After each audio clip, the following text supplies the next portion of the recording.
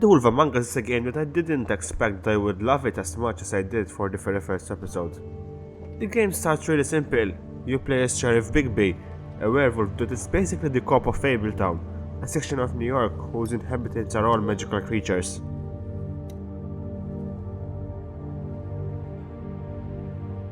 The game starts with Bigby entering into this apartment block, and the first thing we see is a talking toad, of course. What a start. Anyways, we start battering the frog cause, he's a frog and wasn't disguised as a human, and us, being the sheriff, had to batter him, of course. Looking at a 3-foot toad in a sweater. Anyways, while we're battering the toad, Bigby hears a noise from upstairs. Then we learn that it was Toad himself that called us in the first place. We get upstairs to check what was going on, and we find the big guy, which later resulted to be the woodsman, assaulting an unknown girl, and Sheriff Bigby, being the chivalrous knight that he is, jumps in to defend the girl. And a few moments later we find ourselves on top of a car, which funnily enough ends up being Toad's car.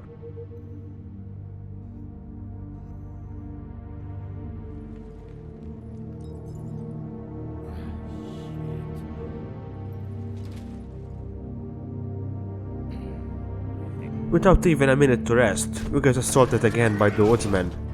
Until he gets an axe to his head by the mysterious woman. But obviously he doesn't die, cause he's part of the magical people. Anyways, after the fight we get a conversation with this girl. And this is where the game got interesting for me. This is where the mystery started to pile up. Who was this woman? Who does she work for? And what does she want? When Bigby goes back to his apartment block, he finds Beauty hiding outside acting suspicious and asking us not to tell Beast that we saw her, a promise to which we agreed upon, and later we meet Beast himself. We kept the promise. I'm still not sure what this was all about, but I guess we'll find out in the next episodes. Nope, haven't seen her. Oh, okay. When we go back to our apartment, there is a talking pig sleeping in a work chair for some reason. So of course we share a cigarette and then drink with him. Until all of a sudden, we hear someone banging on the door. We open up and we find Snow, where she takes us outside of the apartment. There, we find a jacket. And when we take it off, I was shocked to say the least. We find the mysterious woman we met earlier. Well, when I said you find her, I mean just that. Her head. She's not a Mundy, right? Who was she? At that time, together with Snow, we start investigating. And we find a ribbon inside her mouth, with a ring attached to it. And from this point on, this whole situation around this woman gets more mysterious. Like, who killed her? And why?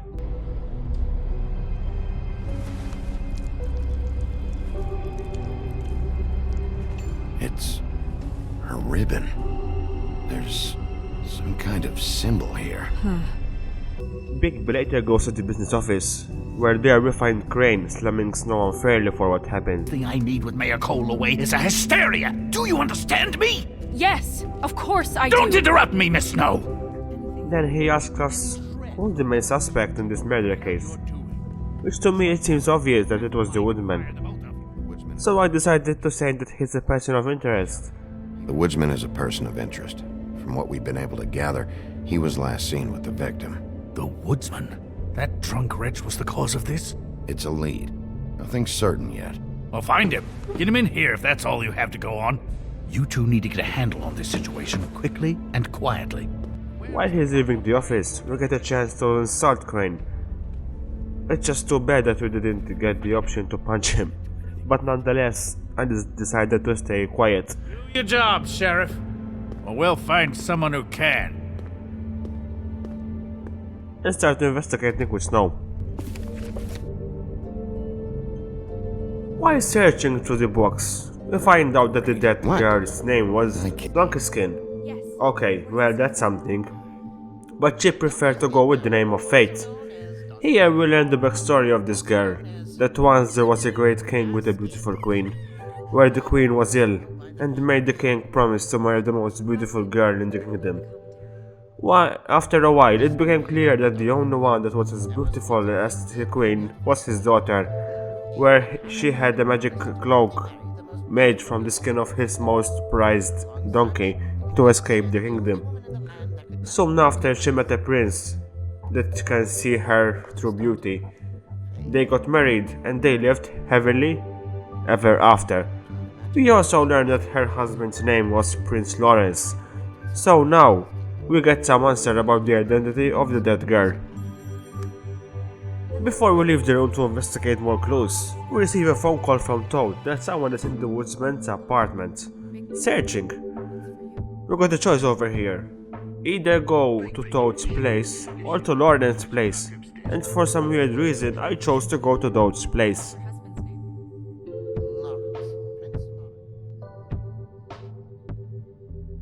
When we arrive in front of Toad's apartment building, we find a suspicious man inside the woodsman's apartment. There. Hey!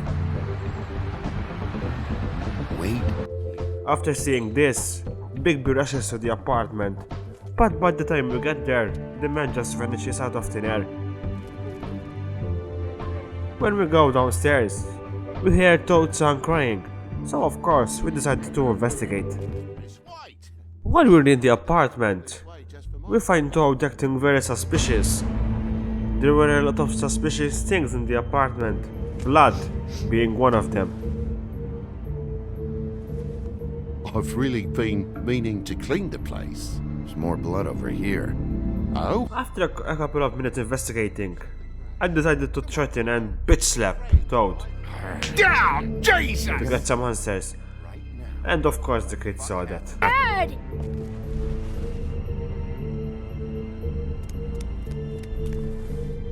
Bigby, is this really necessary?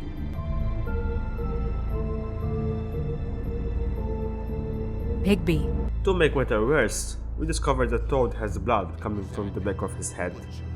Toad then continued to state that someone came barging in, asking about something the woodsman might or could have had in his possession.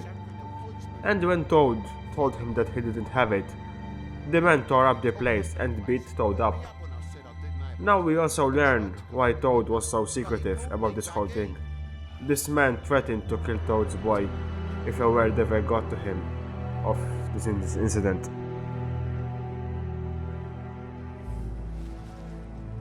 We also learned that Toad had the dead girl coat cause he borrows things from people, so of course we take a look at it and we find a letter to Prince Lawrence that states, "I'm sorry."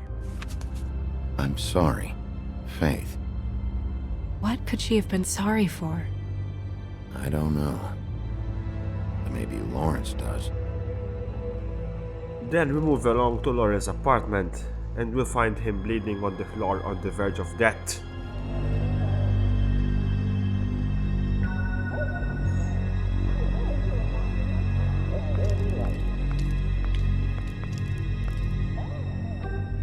After giving him some water, we managed to ask him who did this to him, and he says only one word: fate, before he dies in Snow's hand.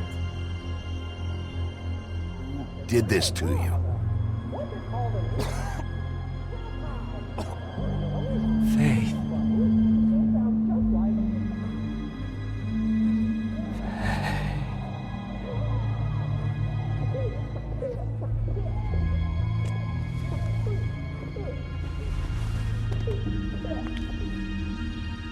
We had to find out who was behind this, so we searched for clues in Lawrence's apartment.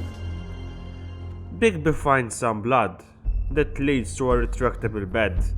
We went to investigate, and there we find a letter from Fate that states, It stuck to the bed a little. My dearest Faith, I never meant to hurt you, and I cannot endure knowing that I have. This was for the best. I'll see you again. Love, your devoted Lawrence. We then go to investigate the closet, and as soon as we get near it, this big man comes out rushing out of it. And this starts a really engaging chase scene, where of course I failed on the first obstacle, but nonetheless, we Hey, go on. Stop! Leave me alone!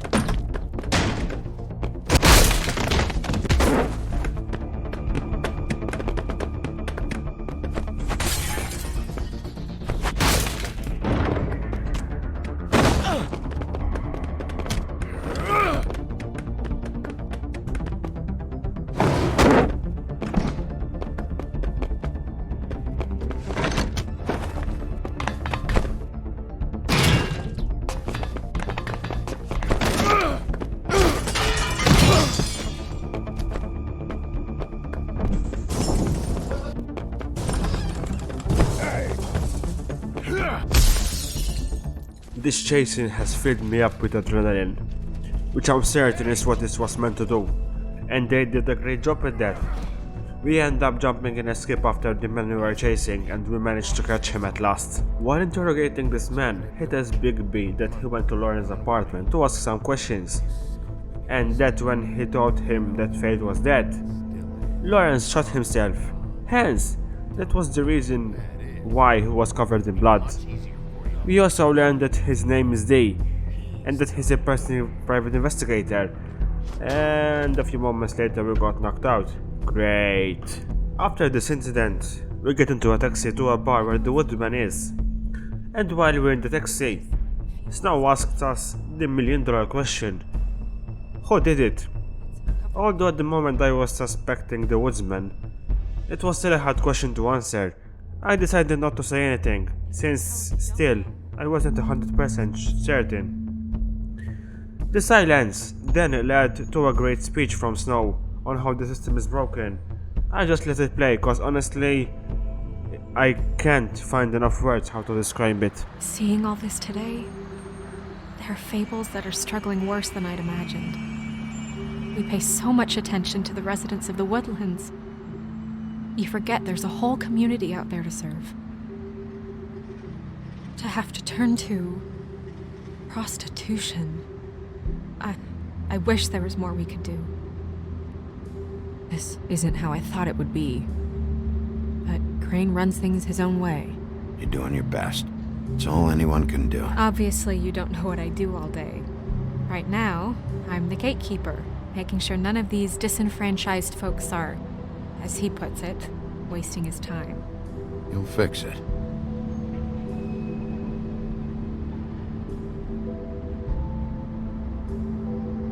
I don't know. It's just a broken system. The fables who walk in through the back door like Bluebeard, we have all the time in the world for them. You try and come in through the front door, through the proper channels, asking for anything, needing help. Well, I turn you away.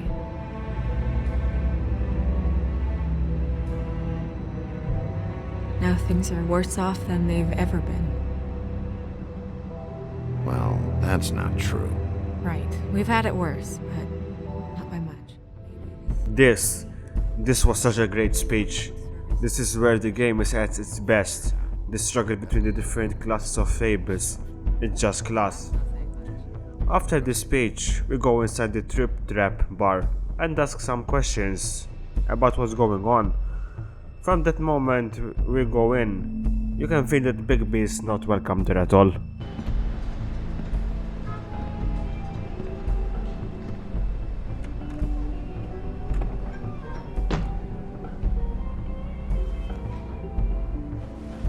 What do you want, Sheriff? I was in the neighborhood. Thought I'd pop in and say hello. Well, fucking hello. Now you can get the fuck out of here. Bigby then asks the bartender for some information about the Woodsman, which she replied that he hasn't been there for weeks.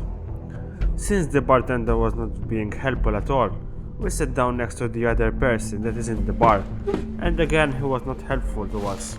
He was hostile to Bigby from the very beginning. Place.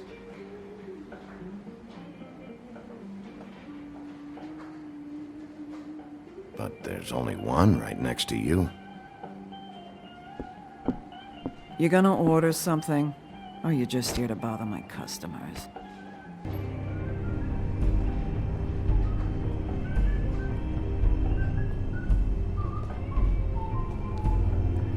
And surprise, surprise, we see the man of the hour coming out of the restroom. And being the adults that we are, I asked him the most important question of all. Number 1 or number 2? For your sake, I hope it was 2. Otherwise, you're probably shitting your pants right now. We go over to the woodsman to get some answers, and well, we get some. The woodsman explains his version of what happened during the Red Riding Hood story. I'd walked past her place for weeks. She didn't look like it, but she had money. I was sure of it. And she wouldn't put up any kind of fight. I was gonna rob her. And the night I finally get up the nerve to do it, there you are, fucking things up for me. You were just in the wrong place at the wrong time. I wasn't there to save her. What are you talking about exactly? Red Riding Hood, her grandmother. I was there to rob him. But when I showed up, you were already there, lying in the bed. I only saved her because I thought she might give me a reward. But she didn't give me shit. Except a bunch of people thinking I'm something I ain't. I played along as I could. Only thing I managed to get from it was a free drink every now and again. Not a good that did.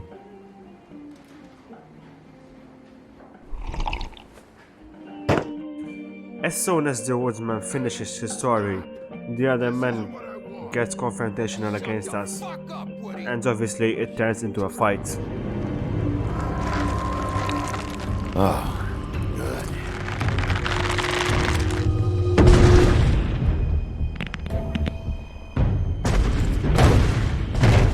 Should have walked out of here when you had the chance. Come on, you're scaring the lady. Don't worry about me.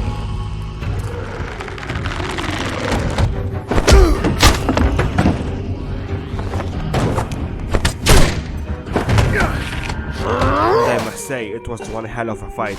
With so many quick time events, it's incredible. I was on the edge of my seat during this whole thing.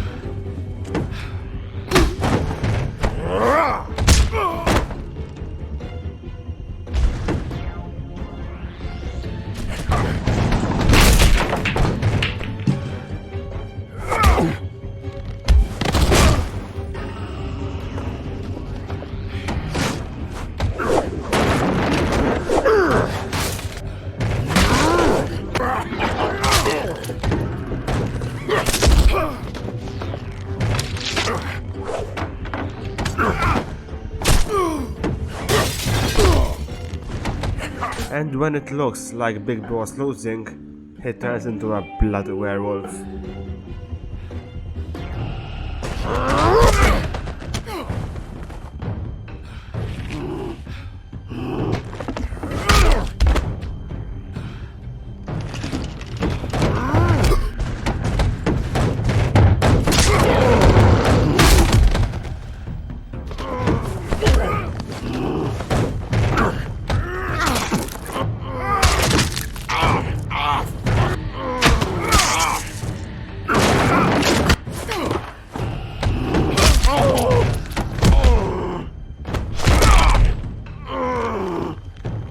He's had enough.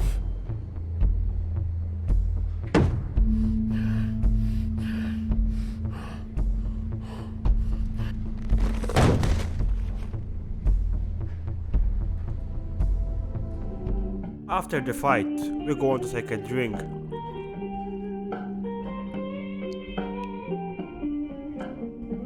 And oh, would you know it? Bucks for the first bloke that can tell me something about a girl named. Fuck. The big guy from earlier appears again at the bar. We got an important choice here to make. It's either arrest the woodsman or the big guy. And I decided to go with the latter, to arrest D.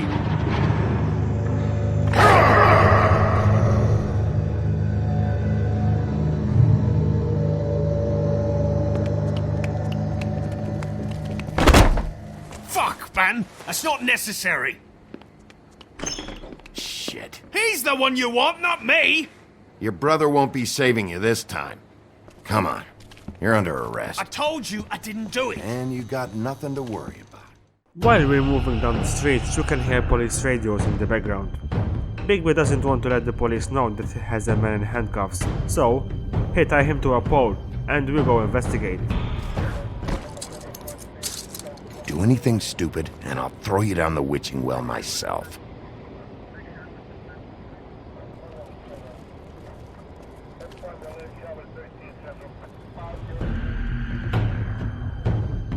There, we find a crime scene in front of our apartment block.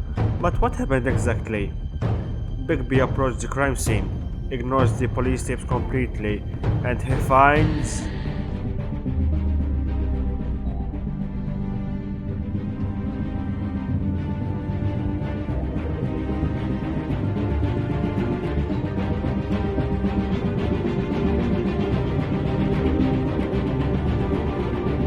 Oh no, it's Snow's head.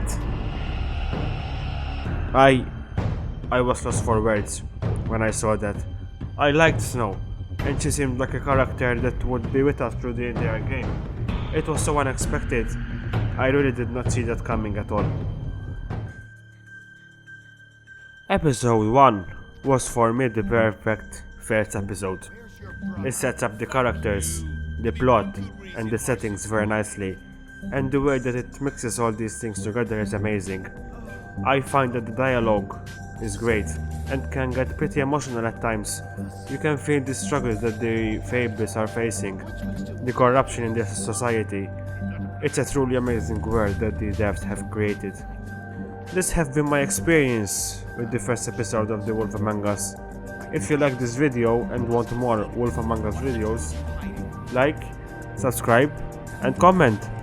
And thanks for watching everyone.